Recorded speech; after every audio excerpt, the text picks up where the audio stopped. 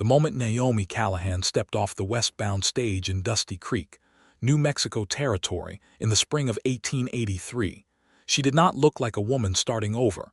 She looked like a woman who had barely survived the ending.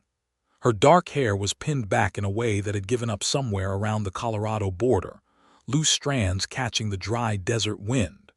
Her dress was travel-worn, a deep burgundy that had once been fine but now carried the dust of 4 states along its hem. She had one trunk, a small leather satchel clutched against her ribs, and eyes that swept the main street of that sun-baked town with the particular wariness of someone who had learned the hard way that safety was never a thing you could assume. She had been Naomi Voss for 3 years. 3 years of a name that sat in her mouth like a piece of broken glass, something you could not swallow and could not spit out without bleeding. Clayton Voss had given her that name in a church in Memphis in 1880, in front of 200 people who told her afterward what a lucky girl she was, and she had believed them for about 6 months before she understood that luck had nothing to do with what she had walked into. Clayton Voss was not a violent man in the way that left obvious marks. He was violent in the ways that didn't, in the slow erosion of everything she had once believed about herself, in the iron grip of his opinions presented as facts, in the way he made her feel like a tenant in her own life, always one mistake away from eviction. He had money, and he had standing, and he had a smile that worked beautifully in public, and none of those things had protected her from the version of him that existed behind closed doors. When she had finally found the courage to leave, and it had taken her longer than she would ever admit to anyone, because leaving a man like Clayton Voss required a kind of planning that bordered on military strategy. She had gone north first, to her cousin in Kentucky, and then west, because west was where you went when you needed the past to become small enough that you could live alongside it without it swallowing you whole. Dusty Creek had been a name on a handbill she'd seen tacked to a post in a Louisville boarding house. General store needed a bookkeeper, the notice had read. Honest work, fair wages, room and board provided. Inquire with Mr. Aldous Merritt, proprietor. It was not a dream. It was not a promise. It was a door that opened when she knocked, and that was enough. The stage driver hauled her trunk down from the boot with a grunt and set it in the red dust of Main Street. Naomi stood beside it and took stock of Dusty Creek with the careful eyes of a woman cataloging escape routes out of habit. The town was modest but alive, a row of false-fronted buildings lining either side of a wide dirt street, a livery stable at the far end, a saloon with a faded painted sign that read the Copper Nail, a small church with whitewashed walls that had already begun to show the desert's arguments against maintenance. A blacksmith's hammer rang out from somewhere behind the feed store.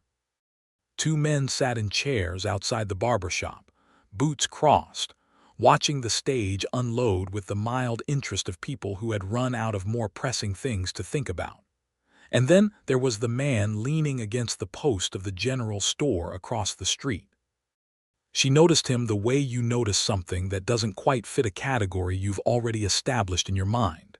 He was tall, broad through the shoulders, with a sun-darkened face beneath the brim of a worn leather hat. He was not staring at her the way the men outside the barber shop were staring at her, with the unsubtle appraisal of a town measuring up a newcomer. He was looking at the horizon beyond the stage, watching something she couldn't see, one thumb hooked in his belt, and his weight settled on one leg in the way of a man who was comfortable taking up exactly the space he occupied and no more. He was perhaps 30, maybe a year or 2 on either side of it. The kind of face that did not look like it had ever wasted itself on pretense. Naomi picked up her satchel, squared her shoulders, and crossed the street toward the general store, because that was where she was going, and she was not in the habit of letting men in her peripheral vision redirect her. The door of Merritt's general store rang a small bell when she pushed it open, and inside, behind a broad wooden counter stacked with bolts of fabric and jars of hard candy and an enormous ledger, stood a man of about 60 with kind eyes behind wire-rimmed spectacles and a white apron dusted with flour. "You must be the woman who telegraphed from Louisville," he said, already smiling. "Aldous Merritt, you made good time." "Naomi Callahan," she said, because she had decided somewhere in Kansas that she was done with Voss, and Callahan was her mother's name, and it fit her better than anything Clayton had ever given her. "I appreciate the opportunity, Mr. Merritt." He waved a hand. "Come back here and let me show you the books. Lord knows I've been drowning in receipts since my wife passed last winter." The woman had a head for numbers I never possessed, and the good grace to never mention it too often. She liked him immediately. There was grief in his voice when he spoke of his wife, but also warmth, the kind that comes from having genuinely loved someone rather than simply having owned them. She did not see the man from outside the post again until the next morning. The room above the store that Aldous had offered her was small but clean, with a window that faced east and a hook on the back of the door and a quilt that smelled faintly of cedar and lavender from a cedar chest at the foot of the iron frame bed. She slept better than she had in years, which she thought might be less about the mattress and more about the fact that, for the first time in a very long time, there was a door she had locked herself and a key that was hers alone. The first week passed in the comfortable rhythm of work.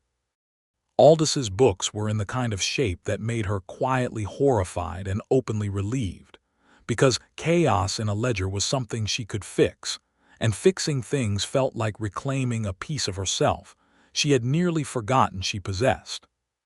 She organized 3 years of tangled accounts into clean columns, reconciled the credit arrangements with the town's families, noted the discrepancies with the supplier in Santa Fe, and by Friday afternoon had produced a summary that made Aldous Merritt take off his spectacles, clean them, put them back on, and read it a second time. "I may have been underpaying in the advertisement," he said. "You were not," she said, "but I appreciate the thought." It was on Saturday morning, when she was sweeping the boardwalk in front of the store, and the town was coming to its usual weekend life around her horses at the hitching rail, women in bonnets crossing toward the dry goods, a pair of cowboys coming in off the range for supplies, that she encountered Jeremiah Dalton properly for the first time. He came in alone, his horse tied at the rail, and he moved through the store with the purposeful ease of a man who knew what he needed and had no intention of dawdling. He set a list on the counter, a real list, written in a clean, careful hand, and began speaking to Aldous about a bulk order of grain and wire, and Naomi, who was arranging a display of tinned goods near the front window, tried very hard to be professionally invisible. She was not entirely successful. "You hire someone new, Aldous?" he asked, not loudly, not with any particular weight behind it. "Did. Best thing I've done since I put in the new stove." "Naomi Callahan, meet Jeremiah Dalton. He runs the Crescent Moon Ranch about 6 miles east." She turned and met his eyes, and whatever she had expected, the appraisal she'd grown so accustomed to, the territorial look of a man sizing up a woman in terms of what use she might be to him, was not what she found. He looked at her the way a person looks at someone they haven't decided anything about yet, which is to say openly, with something like simple human curiosity. "Miss Callahan," he said, touching the brim of his hat. "Mr. Dalton," she said, and that was all for the moment. He paid for his order, arranged delivery for Monday, and left. She watched him cross the street from the corner of her eye and told herself that the slight warmth she'd felt in her face was from the sun coming through the window. The following weeks established a pattern. Jeremiah Dalton came into town once a week, sometimes twice. He always had a list.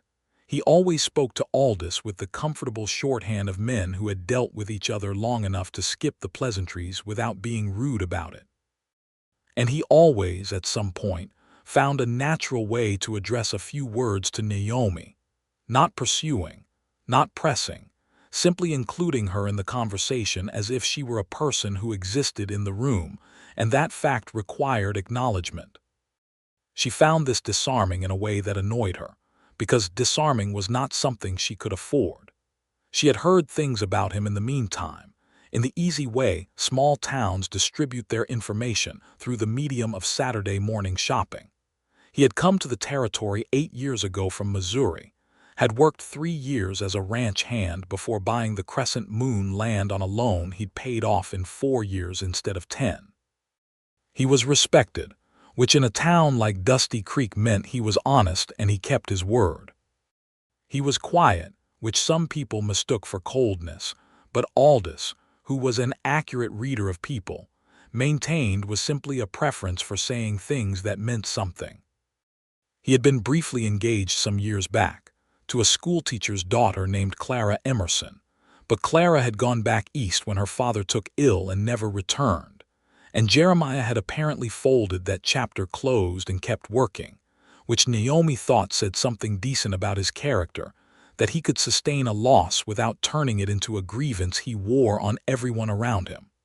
It was the 3rd week of June when the trouble arrived, and it arrived in the form of a telegram. Naomi was in the back room, tallying the week's accounts, when she heard the sound of boots on the boardwalk that she had taught herself not to recognize but recognized anyway, because the body keeps records the mind tries to delete. Heavy, unhurried, the gait of a man who believed the world owed him the time he took crossing it. She heard Aldous greet someone, heard a voice she had spent 3 years listening for the particular tone changes in, and she was very still in her chair for 1 breath, 2, 3, before she stood and moved to the doorway just enough to see the front of the store. Clayton Voss was not a large man, but he filled space in the way that people with a great deal of money and a great deal of certainty tend to fill it, as if the air understood the hierarchy and accommodated accordingly. He was 42, well-dressed even for a Western Territory summer, with a trimmed mustache and pale blue eyes that she had once thought were beautiful and had later understood were simply cold. He was asking Aldous, in his pleasantest voice, whether a woman matching her description had recently arrived in town. Naomi did not hesitate. She went directly to the back door, stepped into the alley between the store and the hardware next door, and stood with her back against the warm adobe wall and breathed through the panic that was threatening to make decisions for her. She had left. She had filed the papers with a lawyer in Louisville, a woman named Frances Bright who specialized in exactly such circumstances and charged accordingly and was worth every penny. Naomi was legally Callahan again. Clayton had no claim on her. But Clayton Voss was a man for whom the law was a tool he understood how to use selectively, and legal clarity did not always equal physical safety, and she knew it. She was still pressed against that warm wall, composing herself, when she heard a quiet voice. "You all right?" Jeremiah Dalton was standing at the end of the alley, holding the reins of his horse, having apparently come around the side of the building from the direction of the livery. He wasn't looking at her with alarm. He was looking at her with the steady attentiveness of someone who has assessed a situation and is waiting to be told what it requires. She opened her mouth to say she was fine, because that was the reflexive answer she had given for 3 years, and then she closed it again, because she was tired, suddenly and comprehensively tired, of saying she was fine when she wasn't. "There is a man inside the store asking after me," she said. "I would very much prefer not to be found."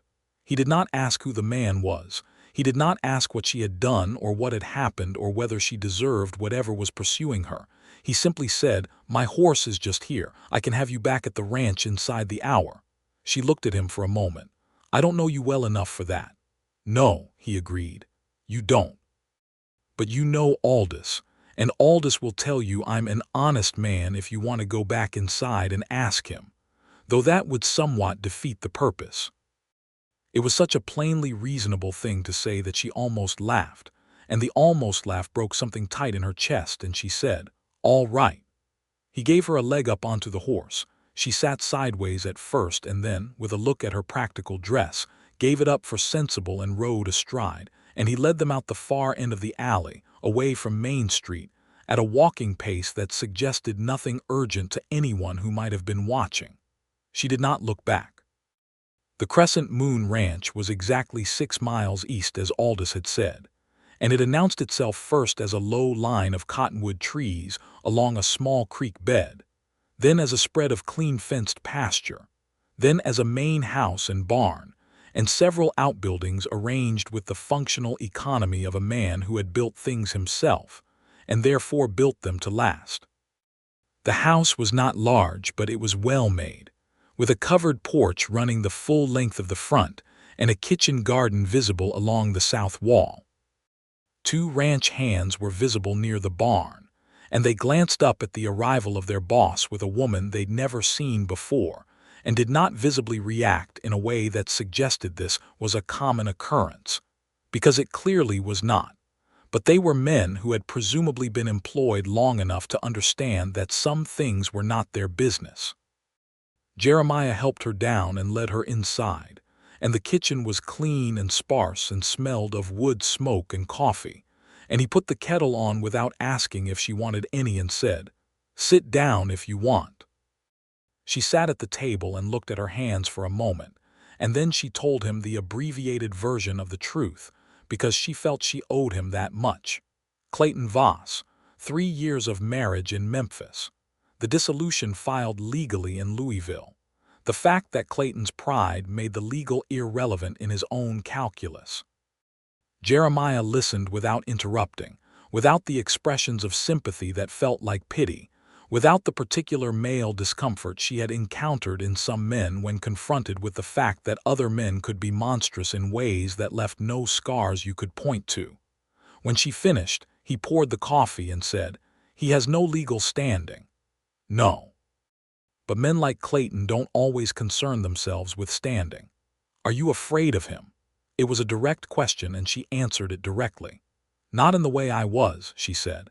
"He's not. He never struck me. He's more the kind of man who convinces you that you are lucky to have him and then slowly makes you feel like you couldn't survive without him. But I'm afraid of what he might do to my situation here, if he creates trouble for Aldous or—" She stopped. "I've only just found something that feels like a beginning."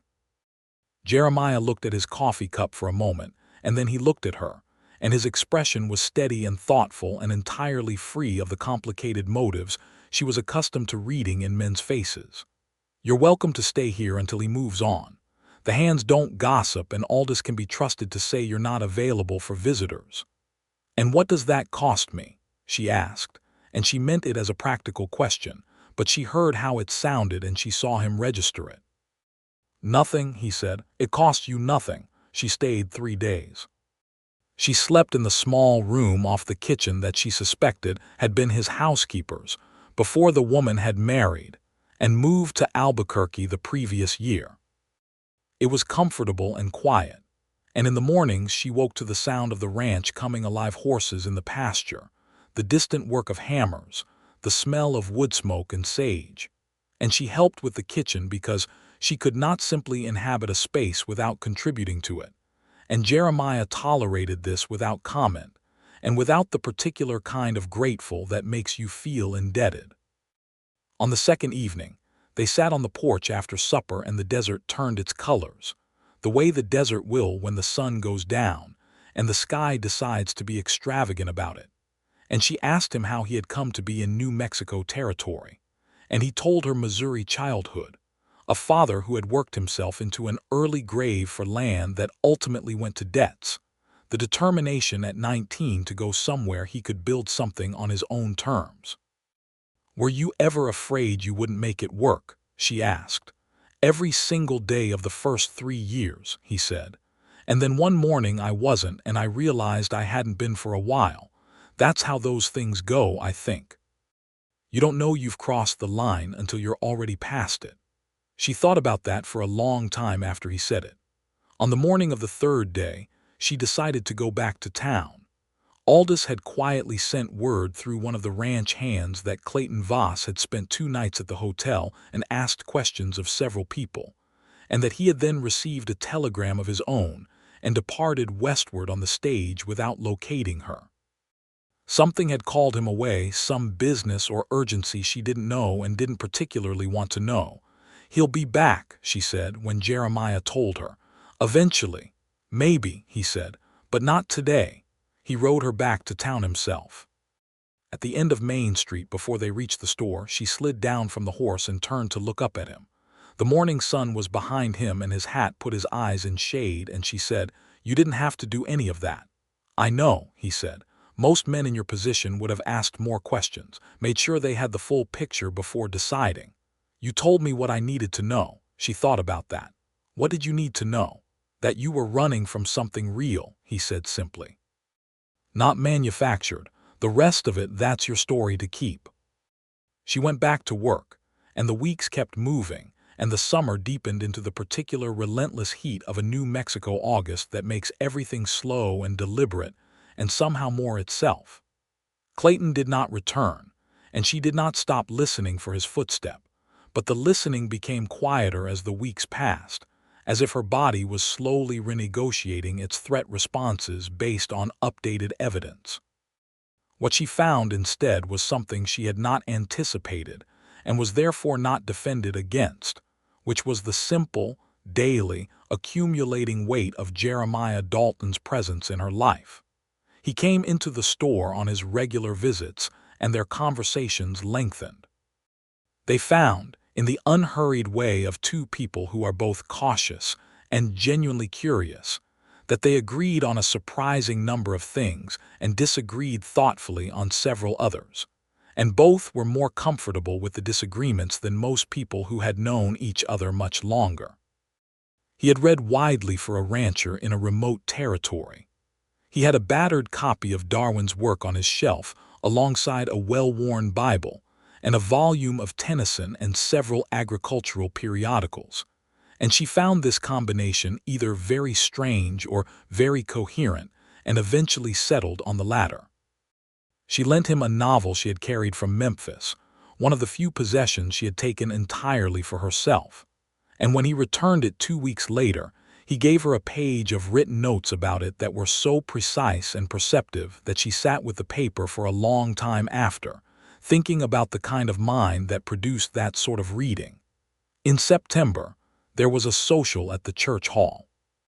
Dusty Creek turned out for socials with the enthusiasm of people who knew the value of interruption, and the hall was strung with paper lanterns, and somebody's brother from Socorro had come with a fiddle. Naomi went with Aldous and his niece, Patience, who was visiting from Taos and was 17 and already thoroughly charmed by everyone in the room. Jeremiah arrived with his 2 ranch hands, Cole Haver, and a quiet Mexican man named Mateo Fuentes, who moved through the room with the self-contained dignity of someone long accustomed to being made to feel peripheral, and who had decided simply not to allow it. Naomi had spoken with Mateo at the ranch during her 3 days there, and had liked him considerably. He had been in New Mexico territory all his life, had worked the land through the hard years when the territory was reshaping itself around the Treaty of Guadalupe Hidalgo and all that it had stripped away, and he carried the history of this place in his bones in a way that none of the settlers, herself included, could replicate. Jeremiah found her near the window, which was where she had positioned herself, because the middle of a crowded room was still something she navigated with more effort than it appeared. "I don't know how you feel about dancing," he said, by way of opening. "I feel fine about watching other people do it," she said. "That seems like a waste of a fiddle. Does it bother you, the dancing?" "I'm adequate at it, not distinguished." "I'm slightly better than adequate," she said, and the admission surprised her because she had not planned to make it. He held out his hand. They danced twice, which was enough to establish something without declaring it, and she was aware for the duration of both that her body had not forgotten what it was to feel safe in proximity to another person, which was both a relief and a complication. The second dance was slower, and there was a moment where the distance between them narrowed to something that required acknowledgement, and she felt him maintain it carefully, not from disinterest, she thought, but from the same deliberateness that seemed to govern everything he did. A decision not to press, not to assume, not to make her feel the need to manage a situation she had not invited. She appreciated it so deeply that it frightened her a little. Afterward, when the fiddle had packed up and the lanterns were being taken down, He walked her and Aldous back toward the store in the cool fall air, and when Aldous went inside, he stopped on the boardwalk and said, "I want to tell you something, and I want you to hear it as only what it is, not as anything with conditions attached." "All right," she said, cautious. "I enjoy your company considerably," he said. "I am not in any hurry about what that means, and I have no expectations that you are either. But I wanted you to know it, because I suspect people haven't always said straightforward things to you, and I'd rather be something different from that." The honesty of it was, in its simplicity, the most romantic thing anyone had said to her in years. She looked at him in the lamplight from the store window and said, "I appreciate that, more than you might know." "I think I might know," he said quietly. He walked back down the street to where his horse was tied, and she went inside and sat with a cup of tea and the peculiar, still tender feeling of being known by someone who had not gone out of their way to acquire the knowledge. October arrived with cooler winds, and the sage going silver in the early mornings. Naomi had by this point reorganized Aldous's entire business operation so thoroughly that he had given her a raise, and told her she was the best thing to happen to his store since his wife had persuaded him to stop selling tobacco on the same shelf as the candy. She had also begun to understand that the life she was building here was not temporary. It had not started that way. She had come to Dusty Creek as a stopping point, a place to rest and catch her breath between one life and whatever came after. But the town had somehow gotten into her in the way places do when you stop treating them as provisional, and the people in it had done the same. She had friends here. Patients, who wrote letters from Taos that were funny and warm and full of the particular observations of a young woman seeing the world with fresh eyes. Mateo's wife, Rosa, who had brought Naomi a jar of chili preserves in September and stayed for 3 hours and taught her 3 things about cooking she'd never known. Aldous, who was slowly becoming the father figure she had lost at 14. And Jeremiah. Whatever that was, it was becoming something she could no longer honestly classify as simply neighborly. He had taken to walking her home from the evening prayer meetings she had started attending, not because he was deeply devout but because he came when she came, and he walked her home along the quiet streets, and sometimes they talked and sometimes they didn't. And the silence between them had become the kind that is comfortable rather than cautious. On the second Thursday of October, walking back from the church hall, she stopped in the middle of the empty street and looked at the sky, which was doing something extraordinary, a sweep of stars so dense and present they looked like they had been shaken out of a sack, and the moon was new, which made them brighter still, and the air smelled of cedar smoke and cooling earth. "I never saw a sky like this in Memphis," she said. "I never saw one like this in Missouri either," he said. "It took me a year to get used to it. Now I think I'd miss it worse than anything. Do you ever think about leaving?" "No," he said simply. "This is home." She thought about home. She had not had one in years, not in the truest sense, the sense where home means a place that belongs to you as much as you belong to it. "I think this might be becoming mine," she said quietly, not quite to him and not quite to herself. She felt him look at her, and she turned her face from the sky to meet it, and there was a moment between them that had weight and color and edges, and he said nothing because some things don't require language to be complete. She reached out in that moment without fully deciding to, and touched his arm just briefly, just the gesture of a hand on a coat sleeve. And then she walked on, and he walked beside her, and they did not speak again until they reached the store. And when they said good night, it was with the quiet ease of 2 people who understand that something has shifted and are both equally careful with it. The week after, a cold front came down from the north, and the cottonwood trees along the creek turned gold all at once, the way cottonwoods do, as if they have agreed to be dramatic in concert. And the morning Naomi rode out to the crescent moon on the horse Aldous had lent her for the purpose of delivering a supply order. Jeremiah's regular delivery had fallen behind due to a sick wagon horse, was the kind of morning that makes you believe the world is specifically trying to be beautiful. She found him repairing a fence line on the south pasture, alone, working with the efficient economy of a man for whom physical labor was neither burden nor performance, but simply the language of maintenance. He had pushed his hat back on his head, and his coat was off, thrown over a fence post, and there was something in the straightforwardness of him in that moment, just a man working on his land in the cold morning sun, that hit her somewhere she was not prepared for. She dismounted and tied the horse and helped him carry the supplies from the saddlebags, and somehow they ended up working alongside each other through the morning, she holding fence posts while he drove them, and the conversation was easy and intermittent and punctuated by the sound of the hammer and the wind through the dry grass, and she was happier, she realized with something like shock, than she had been in years. Not giddy, not the way happiness is sometimes described as some effervescent, weightless thing, but the deep, warm, uncomplicated happiness that comes from being exactly where you ought to be, doing something real, in the company of someone who makes the world feel larger rather than smaller. At noon, Rosa brought food out from the house, tortillas and beans and coffee, and they sat on the fence rail and ate, and Mateo joined them, and the four of them talked about the coming winter, and the market price of cattle, and a letter Mateo had received from his mother in Socorro, and the particular excellence of Rosa's beans, which was a topic they all agreed deserved considerably more discussion than it received. When Naomi rode back to town in the afternoon, she held her face into the cold wind and thought about Jeremiah Dalton, and what to do with the feeling that was becoming too large to live in the small house she had been keeping it in. She decided, in her careful, deliberate way, to simply continue, to let the days keep accumulating, and to trust that if it was real, it would prove itself by being consistent. It was consistent. November brought the first real cold, and Dusty Creek settled into its winter rhythms.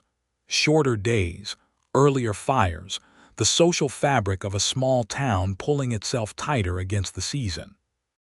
Naomi had moved from her room above the store to a small house at the edge of town, 2 rooms, and a porch, and a kitchen garden she planned to put to use in the spring. Because Aldous had insisted on paying her enough that the extravagance was possible, and because having her own door, her own hearth, her own 4 walls, was something she was not yet willing to take for granted. Jeremiah helped her move, which took approximately 2 hours and was accomplished with the help of Cole and Mateo and a borrowed wagon.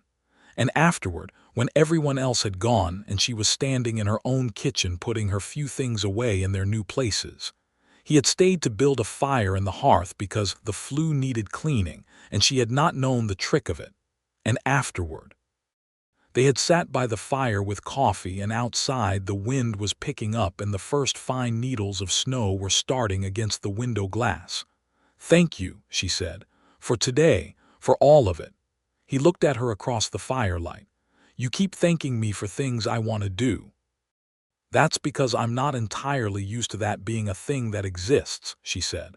Something moved through his expression, not pity, nothing so diminishing as that, but a kind of deep, quiet understanding that she had come to recognize in him as his particular way of receiving information he found important. "You deserve people who want to do things," he said. "That's not a complicated bar. It's been made to feel complicated." "I know." He said it the way he always said things that mattered, quietly, with full weight. "It shouldn't have been." She looked at the fire and felt the warmth of it, and the warmth from the man sitting 3 feet away from her, and she said, "I care about you, Jeremiah. I want to tell you that because you told me something honest on a boardwalk in September, and I've been carrying this for a while and it deserves saying." He was quiet for a moment. Then he said, "I have been in love with you since approximately the 2nd week of July, which I realize is a large statement, and I'm not making it to pressure you into anything. You have a right to take this at your own pace and in your own time." She turned to look at him then, and his face was completely open, nothing held back, which was unusual enough that it was almost startling. A man who said "I love you" without first calculating what it would cost him. "That is also a large statement," she said. "I know it is. I need more time." "Take it," he said, simply and immediately. "You're very patient," she said. "You're worth it." She did not sleep very well that night, not from distress but from the exact opposite, from the peculiar restlessness of a heart that has been cautious for so long it doesn't quite know what to do with an open door. December passed in the way of good Decembers, with the town pulling together for Christmas and the church hall decorated with cedar boughs and candles. And Naomi made pies for the Christmas social and brought a jar of roses preserved chilies as a gift for Patience, who sent them back to Taos with a note that made Naomi laugh out loud. She saw Jeremiah regularly, and they moved through December together in the easy, warm current of something that was no longer unnamed even if it was still unresolved. And she watched him with the people of this town, his patience with Aldous' long stories, his quiet insistence on including Mateo in every conversation that others sometimes tried to make exclusive, the way he gave his full attention to anyone who spoke to him. And she thought about what it meant to know a man's character, not from what he said about himself, but from what she watched him do when no one was particularly watching. It was the day after Christmas, a still and cold morning with frost on the sage, when she made up her mind. She rode out to the crescent moon on the horse she had by now started thinking of as her own, though it belonged to Aldous, and she found Jeremiah at the barn, and she said without preamble, "I've taken my time." He went very still. "You told me I could," she said. "In November you said take your time." "I remember," he said carefully. "I am not running from anything anymore," she said. "I arrived here running and I've stopped. And the reason I've stopped, one of the reasons, is that what you offered me from the beginning was not something I needed to be afraid of." She took a breath. "I love you back, Jeremiah. I have for a while. I was just making sure I could trust it." The space between them, which had been 5 feet, became 2, and then his hands were at her face, careful as everything he did. And when he kissed her, it was the way she had begun to believe, in her more hopeful moments, that a kiss could be deliberate, warm, completely present, as if it had been decided on not in the last 10 seconds but in the long, slow accumulation of everything they had been to each other since July. She pulled back after a moment and looked at him and said, "I'm still Naomi Callahan." "I know," he said, his hands still at her face. "I spent 3 years being a name I married into, and I am never again going to be a woman who loses herself inside someone else's identity. I would never ask that. I know you wouldn't. I just needed to say it." He kissed her forehead, and the gesture was so unexpectedly tender that her eyes stung, and she blinked it back because she was not a woman who cried easily, and she was not about to start on a frost-covered morning in a barn doorway, even happy tears. "I want you to take however much time you need," he said. "About everything. I'm not going anywhere." She believed him, which was, she thought, the most extraordinary thing of all. The winter deepened, and they were courting in the way that the territory understood courting, which is to say not with elaborate social performances, but with the frank, practical intimacy of people building things alongside each other, and finding that the other person's company improves the work. He came to her small house for supper twice a week. She came to the ranch on Sundays. They rode together on Saturday mornings when the weather permitted, out along the creek where the cottonwoods stood bare and silver against the winter sky, and she found that she had more to say to him than she had thought she had, and that he had more to say to her than his general economy of words might have suggested. She learned in these conversations things that mattered. That his mother had died when he was 12, and his father had never fully recovered from it, which was part of why he had struck out on his own so young, not from callousness, but from the need to build something that wouldn't fall apart the moment the center of it was lost. That he had a younger sister in Kansas City, a woman named Hattie, whom he wrote to monthly, and who wrote back with the frequency and comprehensiveness of someone who considers correspondence a form of love.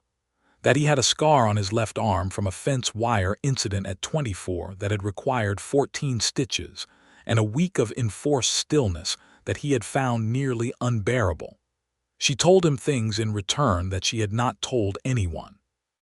About her childhood in Tennessee, her father's death when she was 14, The years of holding the family together with her mother while working and saving with a precision that had made her good with numbers because numbers were honest in a way that many people weren't.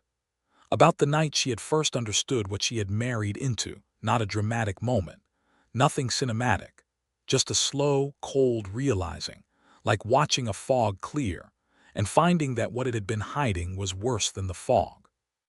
About the day she had sat in Francis Bright's office in Louisville and signed her name back to herself, and how she had cried in the street afterward, not from sadness, but from the bewildering relief of it. He listened to all of it with the same steady attention he gave everything, and he did not offer analysis or prescription, did not tell her what he would have done, did not minimize or expand what she had experienced. He simply heard her, and that simple act of witness was, she had learned, not a common thing. January of 1884 was cold and bright, and the range was quiet. Cole Haver took 2 weeks to visit his family in Texas. Mateo and Rosa had a baby, a boy they named Raphael, who arrived loud and healthy in the coldest week of January, and Naomi spent 3 days at the Fuentes cabin helping because that was what people did, and she held Raphael on his 2nd day of life and felt something old and warm move through her chest. She was 28. She had not stopped wanting children simply because her first marriage had made the thought of having them in that context unbearable. She was aware, holding Rosa's baby, of the sharp clarity of her own wants, now that she was in a place safe enough to have them. In February, Jeremiah drove her to Socorro for a 2-day trip to settle a business matter with the Santa Fe supplier that Aldous had asked her to handle in person. They stayed at separate hotels, which was not a negotiation but simply understood, and the days were given over to business, but the evenings were theirs, and Socorro was large enough to have a proper restaurant and small enough that it still felt like the territory. And they sat across from each other at a table with a cloth on it and candles, and she thought, watching the candlelight on his face, that she had never in her life simply enjoyed being with someone this much. "I want to ask you something," he said on the 2nd evening. "All right. I want to ask you properly, not because I think there's a particular hurry, but because I've been thinking about it for a while and I'd rather say it than keep not saying it." Her heart did something she would have described afterward as a kind of settling, not a leap, not the dramatic swell of a feeling she'd been waiting for, but a settling, as if something that had been slightly ajar for months had gently found its place. "Jeremiah," she said, and she was already smiling. "I want to marry you," he said. "I want to give you a name that you choose, not one you're given. And I want to be clear that what I'm offering is not a claim on you but a partnership with you, which is a different thing entirely. And I understand if you need more time, and I'll wait however long that takes." She looked at him across the candle-lit table in that Socorro restaurant, in the winter of 1884, in a territory that was still figuring out what it was becoming, and she thought about names. The name she had been born with, Callahan, her mother's maiden name, which she had reclaimed from the wreckage of her first marriage and was not willing to surrender carelessly. The name Voss, which she had carried for 3 years like a brand. And the name Dalton, which sat in her mind with none of the weight and all of the warmth. "I want to keep Callahan," she said. "It's mine." "Of course," he said immediately. "I also want to say yes," she said. He reached across the table and took her hand, and his grip was warm and steady and certain, and she turned her hand in his and held on. They were married in April of 1884, on a bright spring morning when the desert was doing everything it could in the direction of beauty. The sage in new green, the cactus in preliminary bloom, the cottonwoods in fresh leaf along the creek. The church in Dusty Creek was full because the town wanted to be there, which Naomi found unexpectedly moving. That in less than a year she had become someone whose happiness was of interest to a community. She wore a dress she had made herself, a soft ivory with a bodice she had spent 3 weeks getting right, with blue ribbons at the sleeves that matched the New Mexico sky through the church's small windows. She carried sprigs of sage and early wildflowers from the ranch, and she walked down the short aisle on Aldous Merritt's arm, because he had become that to her. And the old man's eyes were bright and proud, and he squeezed her hand once before releasing it at the altar. Jeremiah stood there in his good suit with his hat in his hands, and his face doing something she had only seen it do privately before, entirely open, not a guard up, looking at her the way she had come to understand he looked at things he genuinely loved. The minister spoke the words and they spoke theirs, and when it came to names, they had spoken to the minister in advance, and so the ceremony was careful about it. Naomi Callahan Dalton, which she had decided on the night before, was who she would be, both names held, both chosen, the hyphen between them a declaration rather than a concession. She felt nothing break when she took the name.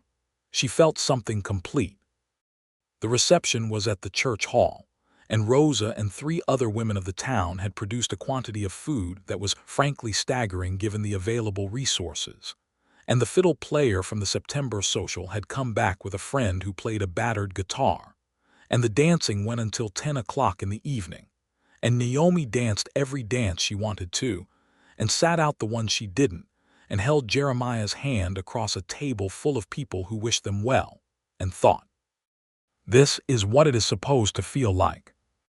They rode out to the crescent moon in the dark, under those same impossible stars, and the ranch that had once been only his was now also hers, and the house was warm and lamplit because Rosa had come ahead and set a fire and left flowers on the table, which made Naomi stop in the kitchen doorway and press a hand over her mouth for a moment. "All right?" Jeremiah asked behind her. "More than all right," she said, and meant it absolutely. The spring and summer of 1884 were the happiest months Naomi had known as an adult. The ranch, under 2 people's attention, became noticeably more efficient, not because she took over any of what was his, but because she brought her specific skills to the parts that wanted them. She renegotiated the contracts with the cattle buyers in the fall, having identified 3 places where the existing arrangements undervalued what the crescent moon was producing, and the result was a profit increase that Jeremiah looked at for a long moment before saying, with deep sincerity, "I should have found you 4 years ago. You weren't ready for me 4 years ago," she said. "Fair point," he said. Cole Haver had returned from Texas with a wife of his own, a small, fierce woman named Della who had opinions about everything, and expressed them without apology, and immediately became Naomi's favorite person on the ranch, and the 2 of them spent evenings on the porch working through problems. The territory, the ongoing difficulties of land rights, the treatment of the Mexican families whose claims were being quietly eroded by newer Anglo settlers. The particular exhaustion of being a woman of strong mind in a time and place that did not always know what to do with that. Mateo and Jeremiah had already been working on the land rights issue, and the 4 of them, Jeremiah, Naomi, Mateo, and Della, formed something informal but purposeful, a small collective that wrote letters and asked questions, and made the kind of persistent noise that the territorial government was not entirely able to ignore. It did not solve everything because nothing solved everything, but it changed some specific things, and Mateo, whose land had been under threat, held on to it, and that mattered. In August, Naomi realized she was expecting. She told Jeremiah on a Tuesday evening in the kitchen, while she was making supper, and he was reading the week's news from the Santa Fe paper, because that was where they were when she was certain enough to say it, in the ordinary middle of their ordinary life, which was, she thought, exactly where news like this belonged. He put the paper down and looked at her with an expression she had never seen before, something that was not quite any single emotion but all of them at once, warm and stunned and full. "You're sure?" he asked. "As sure as one can be," she said, which was how a woman in 1884 hedged this kind of certainty with the particular practicality the era required. He crossed the kitchen in 3 steps and took her face in his hands and kissed her forehead, her cheeks, the top of her head, and then rested his forehead against hers and said nothing for a moment, just breathed, and she held his wrists and felt the pulse in them. "I'm terrified," he said softly. "So am I," she said. "Good," he said. "That means we'll pay attention." Rosa, when told, put her hands together and said a prayer of thanks in a seamless and sincere way that made Naomi's heart feel enormous. Aldous looked at her over his spectacles for a long moment and then said, "Your mother would have been happy," which undid her more than she expected. The pregnancy was straightforward in the main, though the summer heat was merciless, and she was grateful for the porch on the south side of the house where the afternoons were shaded. And Jeremiah was so comprehensively attentive in the way of a man who has identified the most important thing currently happening and recalibrated all his attention accordingly, that she occasionally had to tell him, fondly, that she was growing a child and not made of glass. And he would nod and then do whatever he'd been going to do anyway, slightly more carefully. The baby came in late April of 1885, a week after the first anniversary of their wedding, which she thought was a kind of timing. It was a boy they had names prepared for, had been discussing names for months, and they settled on Thomas, for Jeremiah's grandfather, with James as the middle name, for no one in particular but because it sat well beside the first. Thomas James Dalton. She wrote it in the family Bible, her name in the marriage record, his name in the births, and looked at the two entries and felt the continuity of it, the deliberate, conscious building of something.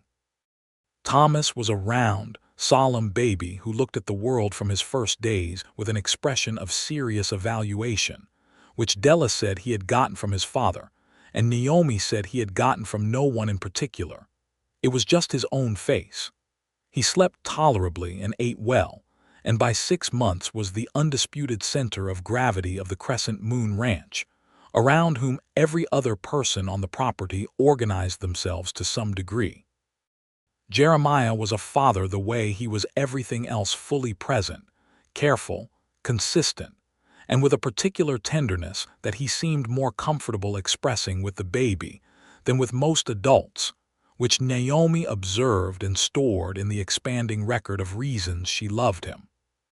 Rafael Fuentes, now a walking toddler with a forceful personality, and Thomas Dalton spent their early months in parallel, and Rosa and Naomi became something beyond friends, something closer to the women who hold each other's hands through the specific labors of that life, that time, that place. By the fall of 1885, Dusty Creek had grown. A new family from Ohio had come in the spring and opened a proper hotel. A dentist had set up practice, which was universally welcomed. The school had a second teacher. The stage ran 3 times a week instead of 2.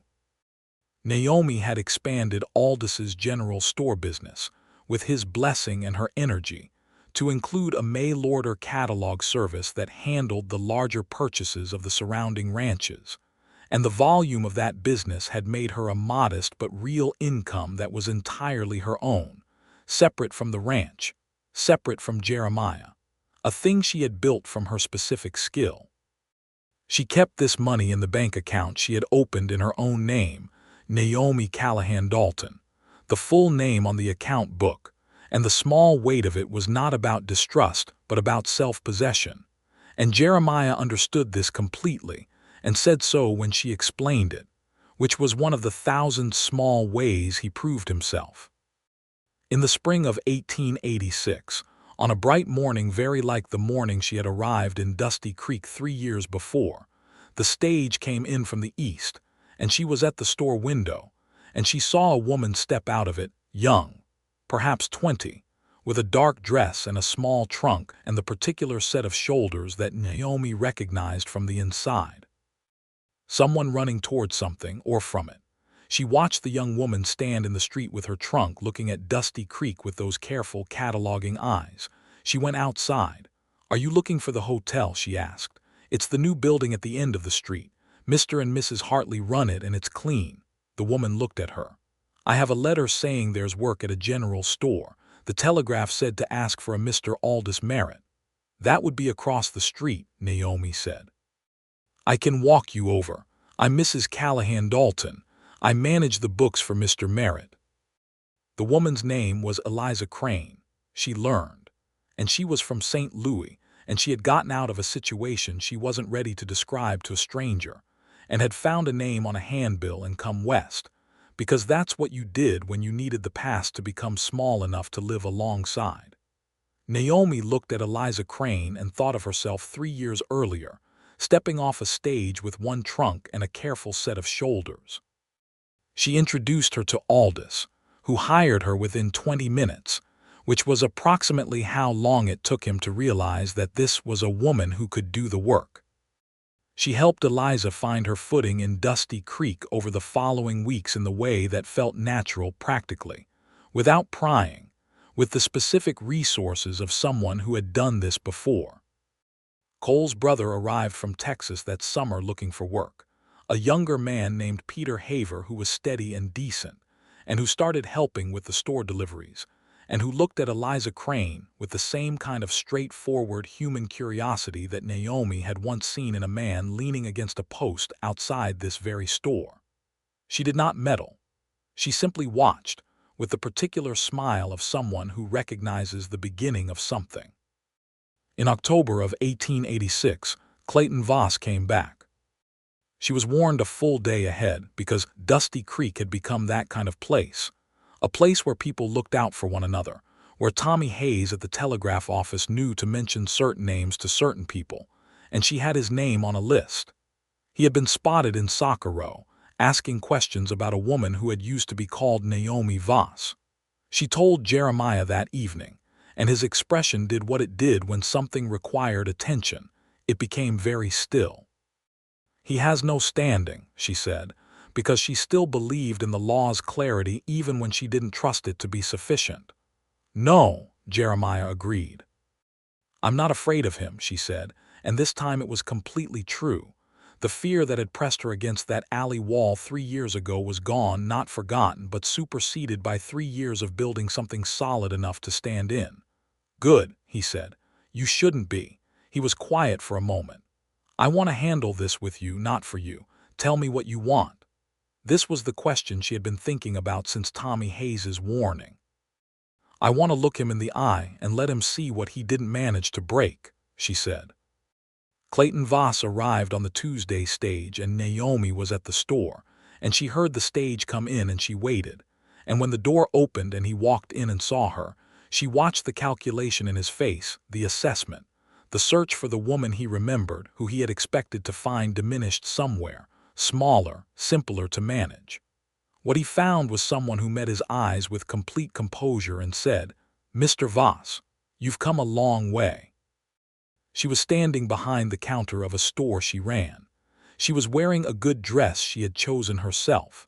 On the counter beside her was the week's accounts ledger, her name in her own handwriting on the cover. Through the window, Main Street was going about its business, and she knew every person currently visible in it by name.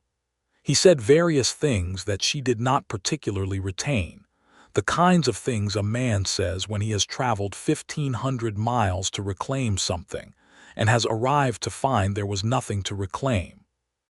She answered him plainly and without emotion and without cruelty, because she was not interested in the last word, only in the truth, and the truth was simple. She was not his wife. She had not been his wife for 3 years, and she was a woman with a life of her own that had no opening for him.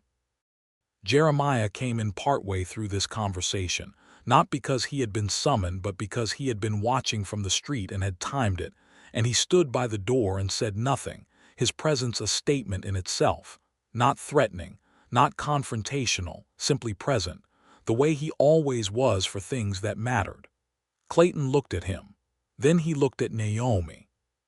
Something in his face changed, not softened but rearranged, and she thought that he had come here expecting to find an escape he could catch, and had found instead a woman who wasn't running. He left on the Friday stage.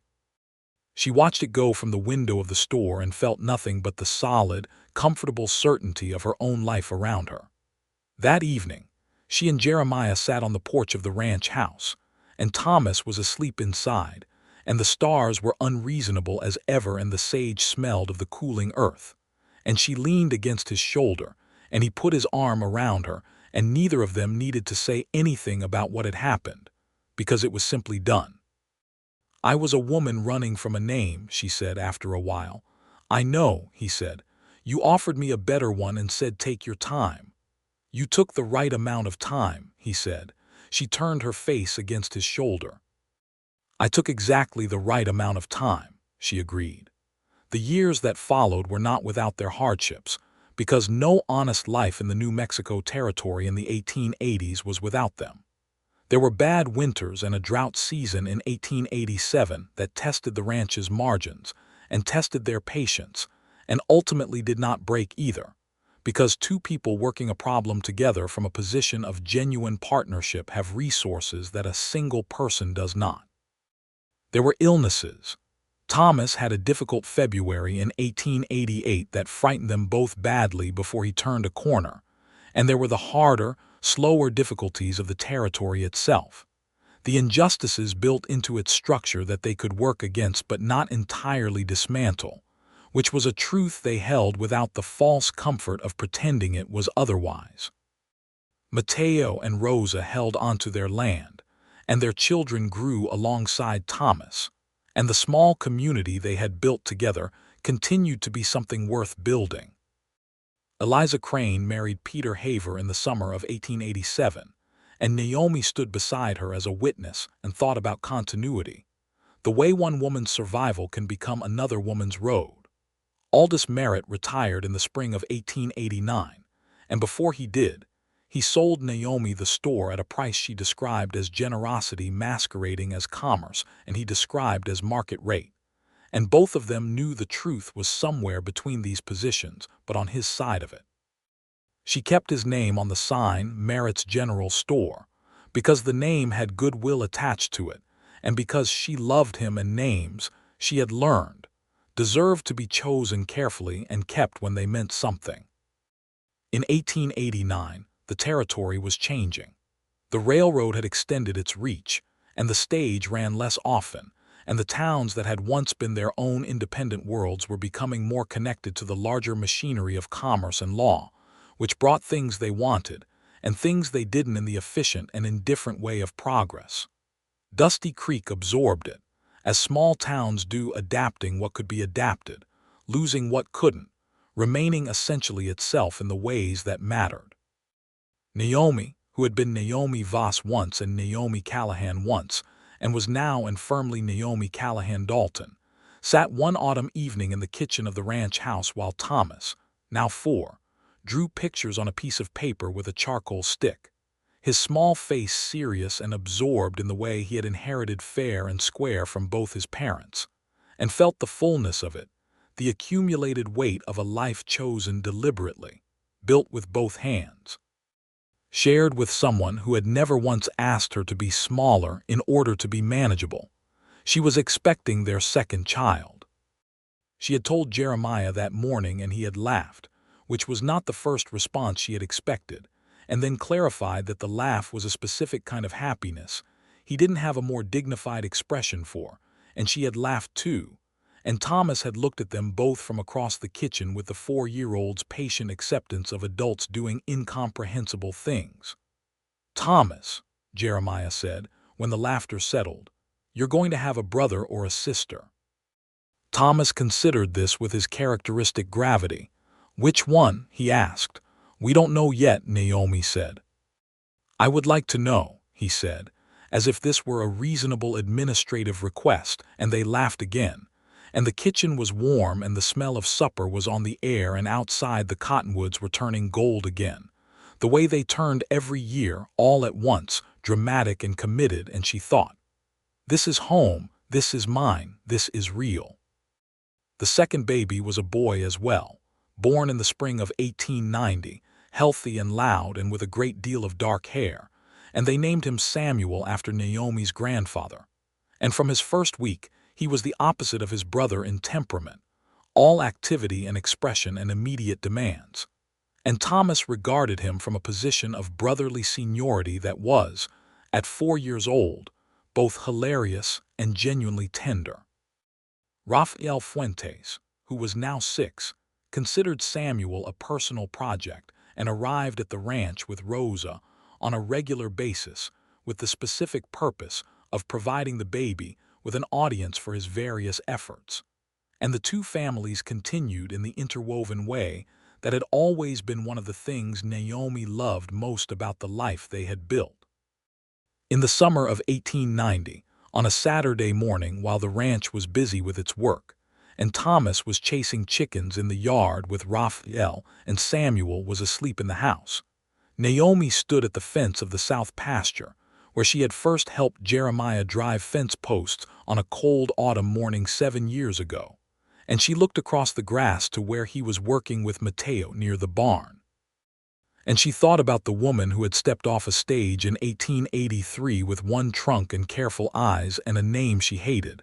She thought about the alley behind the store, the horse, the 6-mile ride in the autumn air, the kitchen with the kettle on, take your time. She thought about a boardwalk in September and an honest man who said, "I enjoy your company," and meant it without conditions. A dance in a church hall, starlit streets, a porch and coffee and a fire, a restaurant in soccer row and candlelight, and a question about a name. She thought about the name she had chosen, both names, held together, and how the choosing had been the thing, the act of possession, the decision that the person she was could not be dissolved into someone else's story. She thought about what Jeremiah had given her, which was not security, not rescue, not a white horse and a set of simple answers. He had given her the thing she had most needed and had not known how to ask for, a person who offered without demanding, who loved without requiring her to be smaller, who said take your time and actually meant it, and who had kept his word every day since. He looked up from across the yard and saw her at the fence, and something in his face softened in that particular way it had when he looked at her, and he lifted a hand in a small wave that was so ordinary and so intimate and so entirely them that she felt it all the way down. She waved back. Thomas shouted something from the direction of the chickens. Raphael shouted back. The baby, apparently reconsidering sleep, added a voice from inside the house. The ranch was warm and loud and alive in hers. She left the fence and walked back across the yard toward the house, and Jeremiah left the barn and they met in the middle, the way they always did, and she took his arm and they went inside together, and the door closed behind them on the bright morning of their life, and that was that, and it was more than enough, and it was everything. There are women whose names are given to them like chains and women whose names are worn like armor and women who finally, one day, choose a name the way you choose a direction, not from what you're escaping but from where you're going. Naomi Callahan had been all three kinds, in the order that life required, and she had landed at the end of it in the particular grace of a woman who knows exactly who she is and has the life to prove it. And Jeremiah Dalton, who had leaned against a post outside a general store in 1883 and looked at nothing in particular while a woman with dark hair and careful eyes crossed the street, had built a ranch and a home and a family with that same woman, and had never, not once, had cause to regret the patience that had made all of it possible. Some things are worth waiting for. Some things are worth building slowly, carefully, in the good company of someone who understands that the best things are assembled rather than found piece by piece, season by season, name by chosen name. The cottonwoods turned gold every October, reliable as promises kept, and the stars over Dusty Creek were unreasonable in their abundance, and the ranch sat in its valley of sage and grass like something that had always been meant to be there, and inside it two people who had come to each other from the particular wreckage of their separate histories had made from that wreckage something that didn't break. That was the whole of it. That was everything.